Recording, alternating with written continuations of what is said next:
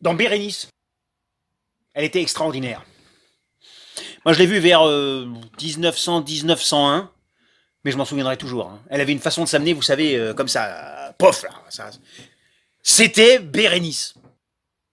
Et pourtant, moi, je connais bien Bérénice. Hein. Ça aurait dû me choquer hein, de la voir arriver comme elle arrivait, en costume de golf, le visage tout noir, avec un chapeau melon. Eh ben non, c'était Bérénice. Elle avait du charme. Oh non, vous pensez non, déjà à l'époque, elle avait dans les 70 ans, puis à 18 ans déjà, elle était laide comme un bout.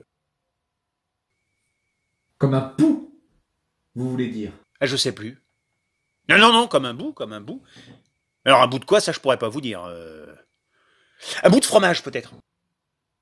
Mais alors quel fromage là, vous m'en demandez trop. Mais alors pour une Bérénice, mais c'était une Bérénice, hein, puis on se demande où elle allait chercher ces trucs. Moi je la vois encore, elle faisait son entrée là comme ça, mais en marchant. Ah. Et oui, oui. Le pied gauche par terre, elle levait le pied droit, et hop, elle le posait devant le pied gauche. Et à ce moment-là, Quick, au lieu de continuer à se servir de son pied droit, hein, n'est-ce pas, comme on s'y attendait, et puis elle avait commencé à remuer celui-là, il n'y avait pas de raison pour qu'elle change. Eh ben non, elle laissait son pied droit par terre, et zoup, voilà son pied gauche qui s'envole. Médusé on était. Et alors tenez-vous bien, hein, au moment où on se dit, tiens, elle a changé de pied, c'est le pied gauche qui est important, qui va tout faire, elle vous le repose tout bonnement par terre, comme s'il ne l'intéressait plus, on voit qu'elle pense, non, tout compte fait, moi je préfère l'autre, et voilà son pied droit qui repart, et comme ça, jusqu'à ce qu'elle soit arrivée au milieu de la scène. Hein. Jamais le même pied 2 fois de suite. Qu'est-ce que vous voulez? Droite, gauche, sauf une fois. Mince. Pour éviter la monotonie où elle utilisait le même pied 3 fois de suite. Tim, titim, titim. Vous pensez à rien que ça, le public à la fin, il était tendu comme une arbalète. Mince. Alors là, vous comprenez, elle prenait tout son temps. Elle remontait sa culotte de golf, elle se mouchait.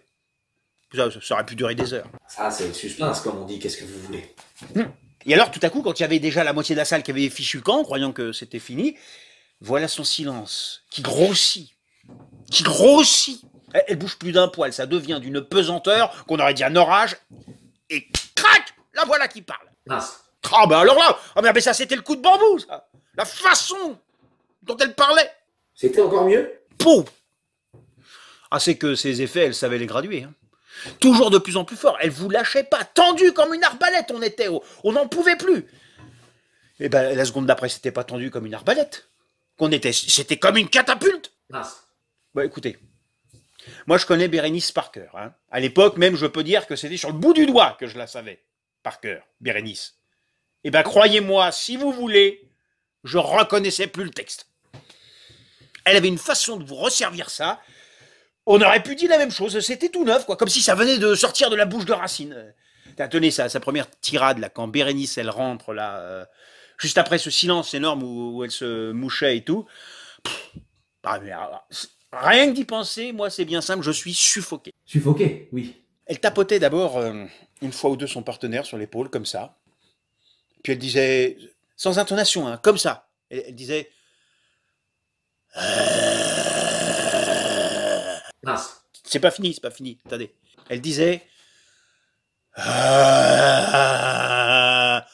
tu dors, Brutus. Pourquoi il disait ça? Comment, pourquoi? C'est parce que je suppose qu'il dormait, ce brave homme. Ah oui, sûrement, oui. Brutus, il devait dormir profondément si on jouait Bérénice. Ah, mais je vous l'avais dit, on reconnaissait plus le texte. Attendez que je me souvienne. Tu dors, Brutus, elle faisait... Et puis, elle se penchait sur lui comme ça, avec une expression langoureuse, sensuelle, vous savez, comme ça. Et elle disait, oui, c'est Agamemnon, c'est ton roi qui t'éveille. Mince. Hein? Mais pourtant, elle le savait que ce n'était pas vrai. Ah non, elle était vraiment dans la peau de son personnage, elle y croyait. Ça, c'est beau, ça. Elle mélangeait tout, mais elle y croyait. Enfin, elle croyait à tout, globalement, quoi, sans distinction. Faut dire aussi qu'en 1900, elle était déjà plus qu'elle était en 1855. Hein. Eh oui, elle buvait. Oh, il n'y avait pas que ça. Mais quelle actrice. Je l'ai vue l'année dernière dans Phèdre. Moi, une femme comme ça, vous savez comment j'appelle cela? Non? Un monstre sacré. Un sacré monstre, si vous voulez. Mais un monstre sacré. Et bonne nageuse, en plus. Remarquez, moi, quand je l'ai vue l'année dernière dans Phèdre, on peut dire qu'elle avait complètement renoncé à la natation. Oui, pourtant, Dieu sait si elle nageait bien. Oui, mais... Ce style. Et non seulement elle nageait bien, mais elle nageait vite. Oui, mais...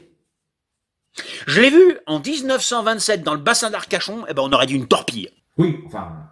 L'année dernière, quand même, le théâtre, pour elle, c'était le bout du monde. Vous savez, à son âge... Eh oui. Non, surtout dans une pièce comme Phèdre où il n'y a pas de mise en scène à proprement parler. Quand ils ont besoin de la mer, par exemple, Hippolyte, par exemple, lorsqu'il doit se casser la figure avec son cheval, on ne le voit pas arriver sur la place du village. Ils vous font tout simplement un petit récit de Théramène et puis voilà, on n'en parle plus. Mais vous pensez que c'est bien plus commode? Ça, ce n'est pas comme... Du tout. Ah, du tout, du tout. Du tout, du tout. Non, mais... Qu'est-ce que je disais? Je sais plus. Ah oui, l'année dernière dans Phèdre. Elle avait à peu près dans les... Et 87, 88 ans. Oh oui, et bien je vous jure que... Elle les paraissait pas. Ah si, tous. Si, tous les 88, on pouvait bien les comparer. Il y en avait même 4 qui s'étaient glissés dans le tas pour faire l'ombre. Mais alors, quelle présence! Oh là là là là là là! Quelle présence! Vous pensez, mais à 15 ans déjà, elle avait de la présence. Alors à 88, vous pensez ce que ça peut faire, hein. On peut plus appeler ça de la présence, ça devient de l'insistance, ce qu'elle a maintenant. Écoutez, je n'ai jamais employé ce mot-là à propos de personne, mais dans Phèdre, je l'ai trouvé... Ah oui, il n'y a pas de doute, je l'ai trouvé formidable. Non. Ah oui. Vous êtes sûr? Non, parce que ce mot-là, si je ne l'emploie jamais, c'est pour une raison bien simple. Je ne sais pas exactement s'il a le sens que je suppose.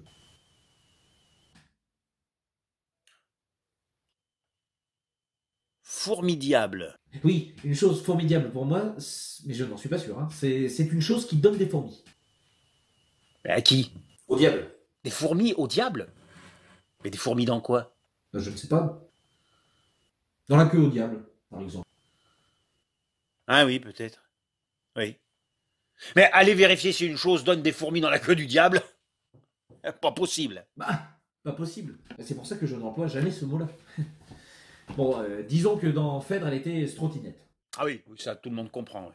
Et pourtant, il faut dire qu'elle n'avait pas tous ses moyens. Elle marchait plus toute seule, n'est-ce pas? Non, fallait la porter. Non, tout de même, non, elle y mettait du chien.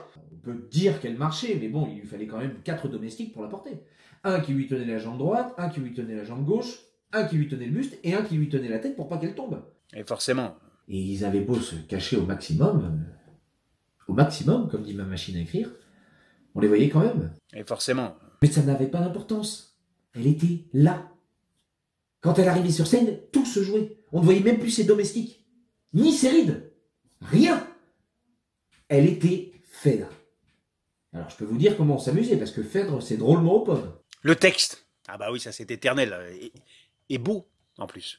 Beau, oui. Remarquez, le texte, c'était un 5e domestique qui le disait. Il était caché derrière son fauteuil. Bon, ça fait rien, ça, il restait les jeux de physionomie. Non, même pas. Non, les physionomies, c'était un 6e domestique qui les faisait. Il était caché derrière elle, déguisé en coiffeur, et puis il lui tirait la peau du visage comme ça pour faire les physionomies. Et c'était bien. Ah mais une ovation, on lui a fait. Elle ne s'en est même pas rendue compte, elle était complètement saoule. Oui, bah avec le talent qu'elle a, elle a bien le droit de picoler un peu. Mais oui. Bah moi, je l'ai vu la semaine dernière. Dans... Britannicus. Non. Dans... Andromaque. Non.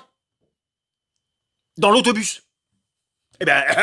Ah, c'est pas pareil. c'est pas pareil, non? Mais... Non, c'est pas pareil. Non. C'est pas pareil. Mais tout de même... Ah, c'est pas pareil. Non. Non, c'est pas pareil. Mais tout de même... C'est pas pareil.